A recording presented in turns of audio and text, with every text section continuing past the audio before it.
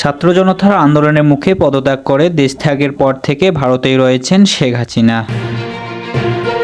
এর মধ্যেই বাতিল রয়েছে তার কূটনৈতিক পাসপোর্ট, দায়ের করেছে 100-রও কাছাকাছি মামলা। এদিকে কূটনৈতিক পাসপোর্ট বাতিল হওয়ার ভারতে এখন শেখ হাসিনার অবস্থানের বৈধ ভিত্তিটা কি, সে প্রশ্ন উঠেছে। সার্বিক পরিস্থিতিতে ভারতের শীর্ষ পর্যায়ে সরকারি কর্মকর্তা ও বিশ্লেষকদের সঙ্গে কথা বলে বিবিসি ইঙ্গিত দিয়েছে, এই মুহূর্তে শেখ হাসিনাকে নিয়ে ভারতের সামনে কার্যত 3টি রাস্তা খোলা আছে। প্রথমটা হলো বাংলাদেশের সাবেক প্রধানমন্ত্রীর জন্য তৃতীয় কোনো দেশে আশ্রয়ের ব্যবস্থা করা, যেখানে তিনি নিরাপদে ও সুরক্ষিত পরিবেশে থাকার নিশ্চিততা পাবেন। দ্বিতীয়টা হলো শেখ হাসিনাকে রাজনৈতিক আশ্রয় দিতে ভারতেই রেখে দেওয়া। তৃতীয়টা হলো ভারতে কর্মকর্তা ও পর্যবেক্ষকদের একটা অংশ বিশ্বাস করেন কিছুদিন পর উপযুক্ত পরিস্থিতি এলে বাংলাদেশে শেখ হাসিনার রাজনৈতিক প্রবর্তনের জন্য ভারত চেষ্টা করতে পারে। শেখ হাসিনা ভারতেই রয়ে গেলে সেটা আগামী দিনে ঢাকা দিল্লি সম্পর্কের ক্ষেত্রে বিরূপ প্রভাব ফেলতে পারে বলে মনে করছেন কেউ কেউ। ফলে শেখ হাসিনার জন্য তৃতীয় কোনো দেশে আশ্রয়ের ব্যবস্থা করাটা